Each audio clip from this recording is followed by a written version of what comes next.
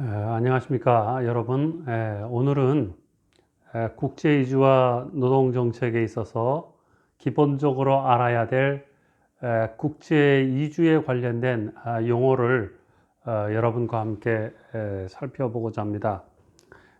무엇을 공부하든지 그 학문 영역에서 요구하는 개념에 대한 개념 정의가 잘 되어 있어야 여러분들이 책을 읽을 때나 어떤 이론을 전개할 때 그 저자나 학자들이 주장하는 내용을 정확하게 파악할 수 있습니다. 그래서 이 시간에는 먼저 여러분과 함께 국제 이주와 관련된 몇 가지 용어를 살펴보도록 하겠습니다.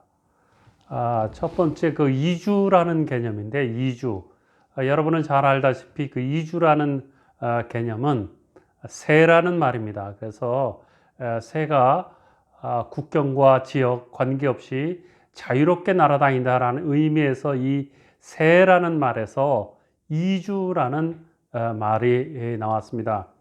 그래서 우리가 이주와 이주민에 관련된 것을 좀 구별해 볼 필요가 있습니다. 그래서 이주라는 말은 migration, migration을 기초로 해서 우리가 emigration, immigration 그렇게 얘기합니다.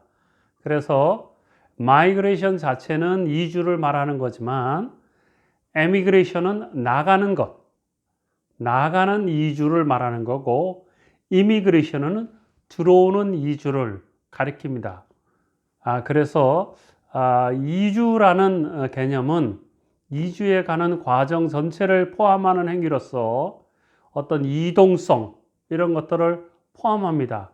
그래서 일반적으로 우리가 이주라고 했을 때는 그 개인이 자유로운 의사 결정에서 이동하는 것, 이것을 우리가 이주라고 합니다. 그래서 반자유 의사, 반강제적으로 이주하는 그런 형태를 우리가 이주라기보다는 난민 뭐 이런 식으로 또 포로 이런 식으로 우리가 표현을 하죠. 그리고 이주민은 이주에 가는 과정, 행위를 말한다고 하면 이주민은 사람을 이야기합니다. 그래서 우리가 그 이주민을 마이그런트를 또 이주자 이렇게 부릅니다. 근데 이주자라고 했을 때는 어떻게 보면 이제 개인을 의미하는 그러한 말이기도 하고, 또 이주민 했을 때는 우리가 굳이 이주민이라고 썼을 때는 그 이주민도 시민적 권리가 있다라는 의미에서 이 권리적인 의미가, 인권적인 의미가 내포되어 있는 그런 개념입니다. 그래서 우리가 이주민 이렇게 표현합니다. 그래서 이주민 했을 때는 이렇게 다른 나라 혹은 그 다른 지역으로 옮겨가는 사람, 옮겨가서 정착하거나 정주해서 있는 사람들, 그런 것을 우리가 이주민이라고 이렇게 말을 합니다. 다음으로 우리가 살펴보아야 될 개념은 디아스포라입니다. 디아스포라도 우리가 이주민이라는 그 개념으로 같이 쓰이게 되는데, 이것은 자기 나라와 민족, 고향을 떠나서 분산되어서 사는 그러한 국민들, 이것을 우리가 일반적으로 디아스포라라고 부릅니다. 그래서 디아스포라라는 개념은 이주민을 받아들이는 입장에서 그런 수용국가에서는 디아스포라라는 말을 쓰지 않습니다. 송출국가, 보내는 입장의 국가에서 혹은 국민이 자기 국민이나 자기 동포들을 가리켜서 사용하는 말이 디아스포라라는 말인 것을 여러분 이해하시기를 바랍니다. 또 다른 이주 관련된 용어가 난민이라는 개념이 있습니다. refugee라는 그 난민은 인종, 종교, 정치, 사상적 차이로 인해서 박해를 받고 피해가는 사람입니다. 그래서 단순히 인종, 종교, 정치 사상적인 차이로 인해서 박해만 받아서는 우리가 난민이라고 보지를 않습니다. 그래서 이 생명의 위협을 느끼는 그러한 공포, 이런 것들을 포함되어 있는 정황이 있을 때야만 우리가 이 사람들을 수용국가에서는 난민으로 인정하고 받아들이는 겁니다. 그러나 이 인종, 종교, 정치, 사상적으로 인해서 박해의 정황은 있지만 생명의 위협까지는 없다. 그래서 난민으로는 인정할 수는 없지만, 그러나 당신은 당신의 나라로 돌아가야 되는 준비를 하는 사람으로서 난민과는 별도로 구별해서 인도적 체류자라는 표현을 쓰는 경우도 있습니다. 이것은 난민 인정을 받지 못한 사람들을 표현하는 말인데, 우리가 대부분 국가에서 난민을 굉장히 보수적으로 수용하기 때문에 국제사회에서는 그런 사람들을 강제적으로 추방하지 않고 돌아갈 수 있는 준비를 하게 하는 사람, 그래서 인도적 체류자라는 말을 씁니다. 반대로 나가는 사람 말고 국내 유민이라는 말이 있습니다.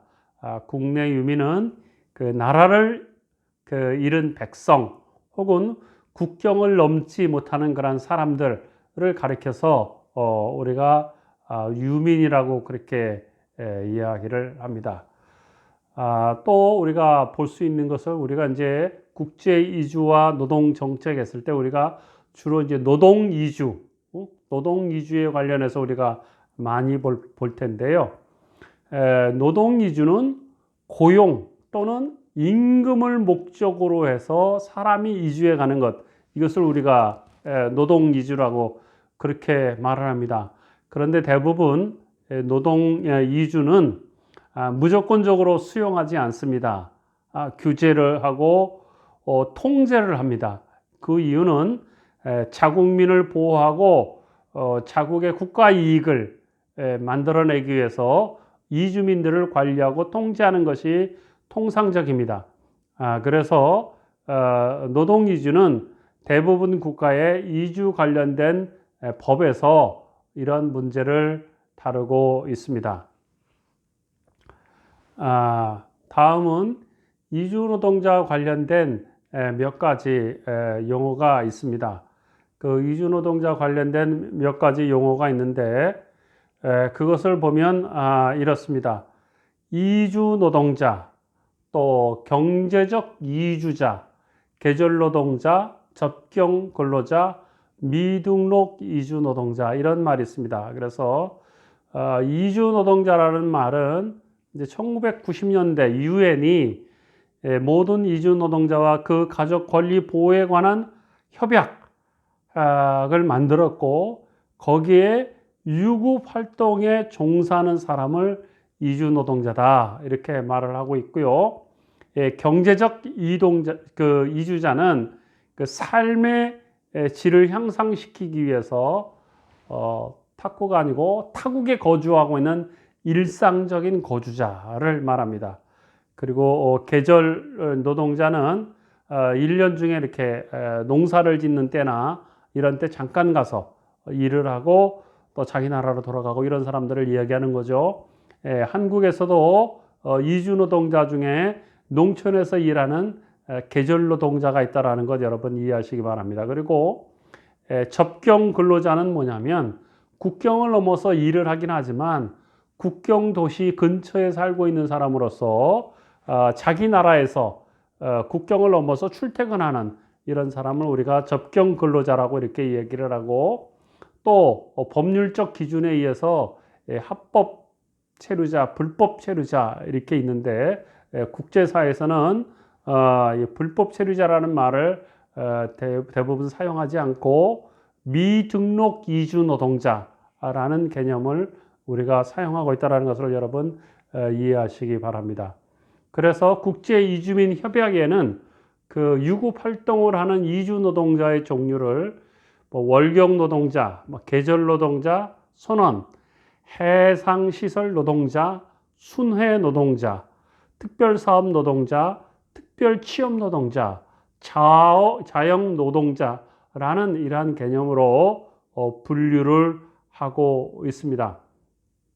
그러나 국내에서도 이주 노동자 관련된 개념, 그 이주 노동자를 여러 개념으로 부르고 있습니다. 외국인 근로자, 또 외국인 노동자, 외국 인력, 단순 외국 인력, 뭐 불법 체류자, 미등록 이주 노동자, 뭐 이주민, 뭐 중국 동포, 조선족, 고려인, 탈북자, 뭐 세터민 여러 개념으로 사용하고 있는데 대부분 우리는 이주 노동자라는 개념을 씁니다. 우리가 한 가지 알아야 될 것은 노동자라는 개념은 일하는 사람을 중심에 놓고 사용하는 개념이 노동자입니다. 근로자는 뭘까요? 근로자는 고용을 한 사람 입장에서 임금을 주는 사람들이 상대를 가리켜서 근로자 이렇게 부르는 겁니다. 그래서 근로자와 노동자는 다른 거죠. 그래서 우리가 노동관계법에 의하면 근로자라고 이렇게 표현되어 있지만 정부는 우리가 일반적으로는 이제 노동자 이렇게 부르는 것이 누가 주체인가 이것에 따라 이제 다르다라는 걸 여러분 이해하시기를 바랍니다. 결혼 이주에 관련해서는 국제적으로는 우리가 결혼 이주에 대해서 특별히 정의하지는 않지만 결혼을 목적으로 출신국으로부터 이 다른 나라로 다른 국가로 이동하는 현상 이것을 우리가 결혼 이주라는 그런 표현을 쓰고 있습니다. 그래서 특별히 상업화된 결혼 이주 이런 것들도 있지요. 그래서 국내에서도 한동안 이제 국제 결혼 중개업체에 문제가 많이 나와서 결혼 이주 여성을 성상품화한다 이런 얘기가 있었습니다. 그래서 우리가 이제 결혼 이주와 관련해서는 국제 결혼, 뭐 다문화 결혼 뭐 이런 식의 표현을 쓰고 그 가족들을 우리가 혼혈 가족 혹은 다문화 가족 이렇게 부릅니다. 가족이라고 했을 때는 구성원 개인을 말합니다. 또 때로는 다문화 가정, 혼혈 가정 이렇게 하는데 이거는 개인이 모이는 그 집단 이렇게 말을 합니다. 그래서 보통은 우리가 결혼 이민자 가족 이렇게도 또 부르기도 하죠. 그런데 특별히 우리가 혼혈이라는 말을 쓰고 있습니다. 이것은 한동안은 그 혐오스러운 용어로 사용하지 않기로 이렇게 했는데 주로 국내에서 주한미군과 결혼해서 태어난 그 가정의 자녀들이 본인을 혼혈인으로 불러달라 이렇게 요청을 해서 주로 주한미군과 결혼한 그분들을 가리켜서는 국제가족 또 혼혈가족 이런 표현을 사용하기도 한다는 것을 여러분들 이해하시면 좋겠습니다. 그리고 또한 중요하게 생각해야 되는 것이 우리가 국제 이주와 노동 정책 했을 때 이 정책이라는 말은 다른 말로 말하면 노동 이주 관리라는 말입니다. 그래서 국경을 넘는 이주를 어떻게 질서 있게 관리를 할까? 그리고 국제 이주 정책이라는 것은 결국은 수용국 국가에서 대부분 입법 활동을 통해서 하는 것입니다. 그래서 질서 있는 입국, 체류를 하기 위해서 이주 관리라는 그러한 그 용어를 사용한다라는 겁니다. 그래서 이주 관리는 주로 이렇게 통제, 수급 조절 이런 개념이 있다라는 것을 여러분 이해하시기 바랍니다. 지금까지 여러분은 우리 이주 관련된 국제 이주 관련된 용어를 살펴보았습니다. 다음 시간에는 우리가 국제 이주와 관련된 또 다른 용어들이 있는데 그것은 다음 시간에 또 살펴보도록 하겠습니다. 고맙습니다.